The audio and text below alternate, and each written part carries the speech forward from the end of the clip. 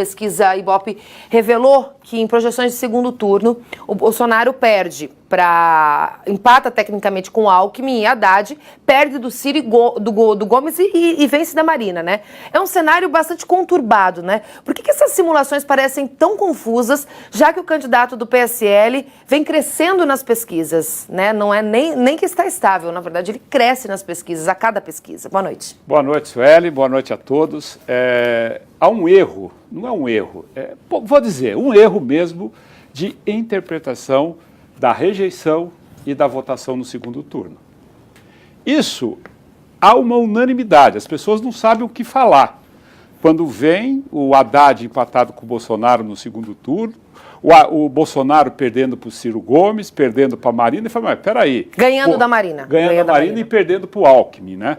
Então, o que está lá, né, no final da intenção de votos. Então eu vou explicar, eu gostaria que vocês prestassem muita atenção, porque isto é um pouco matemático, é um pouco matemático e tem uma subjetividade para vocês entenderem o que está acontecendo, perfeito? E eu vou dizer exatamente a tendência que se configurou hoje, né, que se configurou por essa pesquisa que vocês acabaram de ver. Então vamos lá. Nós temos aqui na esquerda, hoje, o Haddad, que subiu em função dos votos do Lula, que o Lula não é mais candidato, então você justifica essa ascensão. O Haddad, matematicamente, como a gente usa no mercado financeiro, ele tem uma resistência e tem um suporte. E ele está entre a resistência e o suporte. Qual que é a resistência do Haddad, Sueli? A resistência do Haddad é exatamente 22%. Se ele romper essa resistência, for para mais, significa que o Bolsonaro pode não ganhar no primeiro turno. Se ele cair de 17 pontos, significa a chance maior do Bolsonaro ganhar no primeiro turno. Então o limite do Haddad é 22%. 22%, que é os votos que o PT sempre teve. O Bolsonaro estava tentando romper a resistência de 25%. E ele rompeu essa resistência. Então significa o quê? Que os 25% passou a ser um suporte. Então agora a gente não sabe qual é o teto do Bolsonaro. Bom, explicado isso, eu vou interpretar aqui o que acontece. Então nós temos na esquerda o Haddad, que está mudando o discurso, porque ele quer vir para o centro, né? Ele quer vir para o centro para pegar voto da direita do Bolsonaro. Quais foram os sinais que ele deu? Primeiro ele disse o seguinte, eu não vou soltar mais o Lula, Aí, bom, então ele está tentando fazer o que o Lula fez lá em 2002. É convencer o eleitor de que ele é bonzinho, que ele não é esse bicho papão. Isso ele vai fazer. Perfeito? Esses aqui, Ciro Gomes, Marina, Alckmin, Henrique Meirelles, João Amoedo, já foram todo para o vestiário. Já não estão mais no campo de batalha. E eles estão tentando voltar para o campo com estratégias erradas. Por exemplo, o Alckmin diz assim, pessoal, vocês têm que votar no Haddad. Pô, o Alckmin dizer isso? Quer dizer, ele está trabalhando para o Haddad? E o Ciro Gomes já disse o seguinte, eu não voto no Haddad. Então, esse pessoal aqui está desidratando, né? Então, eles estão fora do jogo. O Alckmin, se ele perder 60% dos votos que ele tem, que seriam 5 milhões de votos, ele dá a vitória para o Bolsonaro em primeiro turno. Ele dá a vitória. O único que pode passar voto para o Haddad é o Ciro Gomes, mas ele já disse que não vota no Haddad.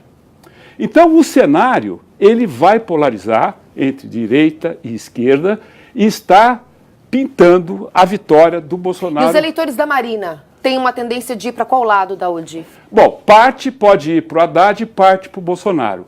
Eleitores do Henrique Meirelles, totalmente para o Bolsonaro, do João Amoedo, totalmente para o Bolsonaro, mas eu vou ficar só no Geraldo Alckmin, porque ele é o eleitor que está com, o candidato que está com 6%, se ele desidratar 60% desse percentual e esses votos forem para o Bolsonaro, que provavelmente vai, porque quem vota no PSDB não vota no PT, isso dá ao Bolsonaro vitória no primeiro turno. Então, o cenário que está... Agora, por que tem a rejeição Vamos falar da rejeição, isso é importante. Pelo seguinte, é simples, a rejeição você tem uma opção, duas opções de votos. Então se perguntam para alguém que vota no Haddad, em quem que você não vota? Ele vai falar no Bolsonaro. Se perguntar para esse pessoal aqui do centro, centro-esquerda, centro-direita, quem que eles vão falar? No Bolsonaro. Porque eles estão adotando esse pessoal. Então esses votos é totalmente sem nenhum valor para o segundo turno. Não tem valor nenhum. Porque esses candidatos que estão votando hoje no Bolsonaro, se o Bolsonaro atingir um patamar nessas pesquisas, ele passa então a ser majoritário para ele vencer essa eleição no primeiro turno. Então, a questão do voto do segundo turno, esqueçam, não tem nenhum fundamento matemático e teórico, porque o Instituto fala assim, em quem que você não vota? Ele fala, eu não voto no Bolsonaro, se ele está daqui para cá. Se ele está daqui para lá, ele não vota no Haddad. Então, esse critério, a hora que esse pessoal aqui, que já está no vestiário, eles vão tentar voltar para o campo, não vão conseguir voltar, a hora que isso se configurar, então a briga fica mais justa. Então, por isso que o Haddad tem uma rejeição alta e por isso que o Bolsonaro tem uma rejeição alta. Mas isso não será fator impeditivo, né, para que a eleição tenha uma complicação no primeiro turno. Então, se der segundo turno, o Haddad não ganha. Por quê? Ele tem que romper uma barreira de 26% dos votos. O Bolsonaro, com a situação de hoje, ele precisa de 5 milhões de votos. E ele vai buscar esses votos do Alckmin, porque o Alckmin está cometendo erros enormes na campanha. E isso vai se configurar, talvez, agora, nessa pesquisa que sai daqui a pouco, não sei se já saiu, do Datafolha. Amanhã então, a gente vai falar disso. O Bolsonaro rompeu a resistência, vai para cima, o Haddad ele tem que romper 22%. Se ele não romper 22% e o Alckmin desistir atrás 60%, o Bolsonaro ganha no primeiro turno.